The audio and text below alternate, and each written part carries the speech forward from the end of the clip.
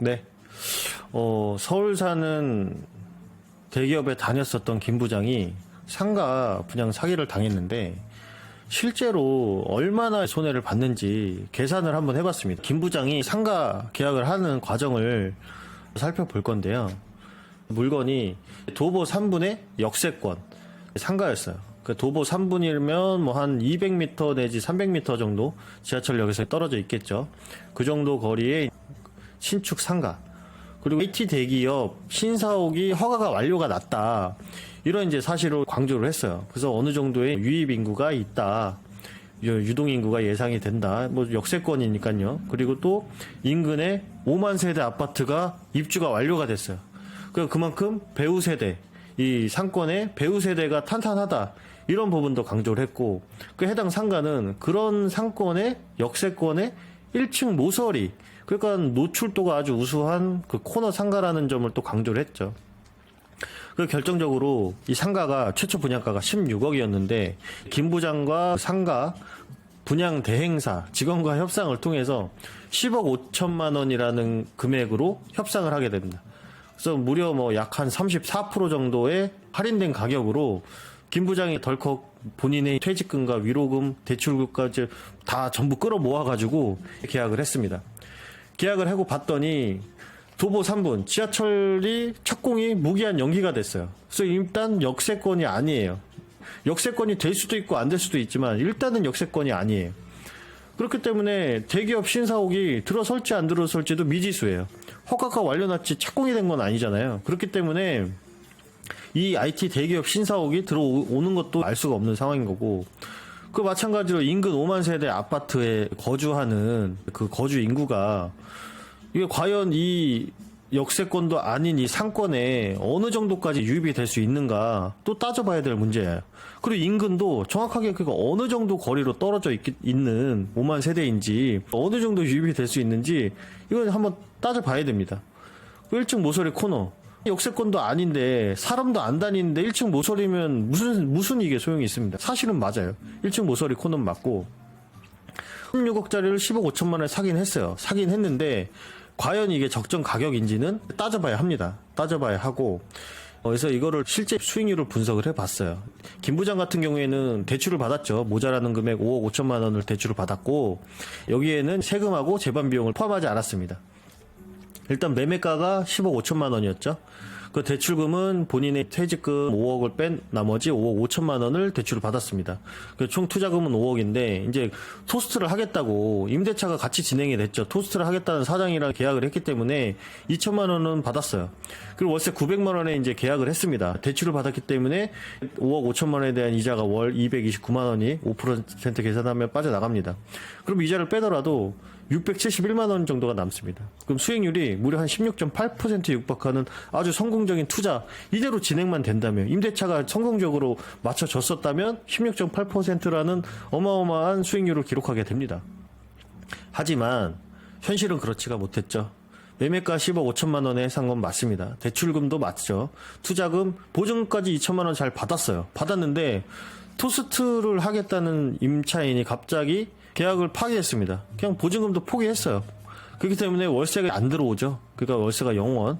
그렇기 때문에 김 부장은 월세가 안 들어와도 상가를 이제 분양을 받았기 때문에 5억 5천만 원에 대한 대출 이자가 매달 229만 원씩 빠져나갑니다. 그 월 순수익은 마이너스 229만 원이 되는 거예요. 수익률로 따져보면 마이너스 7.5%가 되는데, 이거는 임대차가 맞춰지지 않은 상태에서 마이너스 229만 원 일단 손해가 났고요. 근데 해당 상가가 실제 시세가 3억이라고 나왔죠. 국중에서는. 그럼 기본적으로 10억 5천만 원을 샀는데 회수하지 못하는 투자금 마이너스 7억 5천만 원은 매몰 비용으로 회수가 실패하게 생겼어요. 그 마이너스 7억 5천만 원은 일단 손해를 봤습니다. 매월 229만 원의 이자가 나가고, 관리비도 임차가 맞춰지지 않았기 때문에 기본 관리비가 나가면, 관리비 포함하면 그냥 매달 숨만 쉬어도 나가는 돈이 마이너스 300만 원이 된다라는 계산이 나옵니다. 여기에 취득세도 계산 안 했죠. 그리고 재산세도 계산 안 했죠. 교통유발 부담금도 계산 안 했죠. 그리고 건강보험료 인상되는 부분, 인상급에 대해서도 계산을 안 했습니다. 일단 기본적으로 마이너스 300, 그 이상으로 그냥 나간다, 그 손해를 보고 있다, 이렇게 보시면 될 것 같습니다. 그래서 김 부장이 계획을 바꿨어요. 여기서 900만 원을 못 받더라도 렌탈풀이 2개월 포함해서 월세 300만 원이라도 받아보자 계획을 바꿨는데, 이게 만약에 이게 임대차가 이렇게 맞춰진다고 하면 월 이자 29만 원을 제하고 월 71만 원, 월 수익이 1.9% 그냥 수익을 갖게 됩니다. 근데 마찬가지로 이것도 임대차가 맞춰졌을 때의 가정이고, 그리고 대출금리가 5%로 저희가 가정을 해놨잖아요.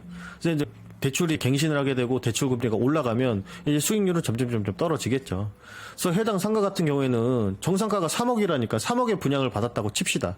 대출을 받을 수도 있지만 안 받았다고 치면 자기 퇴직금 3억을 투자해서 이제 보증 2천만 원 돌려받고 3억짜리 상가에 월세를 한 140만 원 정도를 받는다고 했을 때 월 순수익이 40만 원 대출 이자가 나가지 않기 때문에 부담이 없죠. 그리고 월 수익률은 한 6%가 됩니다. 이 정도면 알짜배기 상가 투자를 된 거라고 볼 수 있습니다. 정상적으로 한 140 정도에다가 3억에 샀으니까 본인 자본금 5억 중에 2억이 남았죠. 2억은 또 은행에 넣어놓고 예금금리를 또 받을 수가 있습니다. 그 140만 원 플러스 예금금리까지 해가지고 매월 플러스 될 수가 있었는데, 너무 큰 무리한 욕심을 부리다 보니까 지금은 김 부장은 매달 숨만 쉬어도 마이너스 300, 그리고 기본적으로 마이너스 7억 5천만 원은 깔고 가게 됩니다.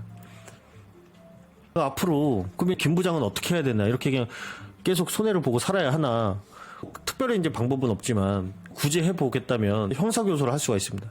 분양업자하고 그 토스를 하겠다는 사장을 잡아서 기망에 의한 계약이었다, 사기죄로 형사고소를 해야 되는데, 사실 이거는 입증하기가 쉽지가 않겠죠. 작정하고 또 사기를 쳤기 때문에.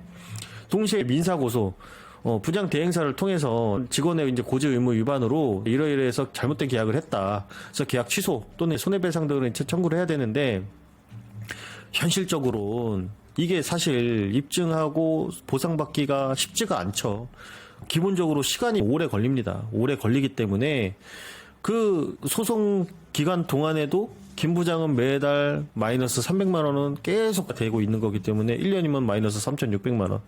그래서 기본적으로 마이너스 7억 5천만 원 매몰비용을 깔고 가기 때문에 현실적으로는 완전히 망한 투자라고 볼 수가 있어요.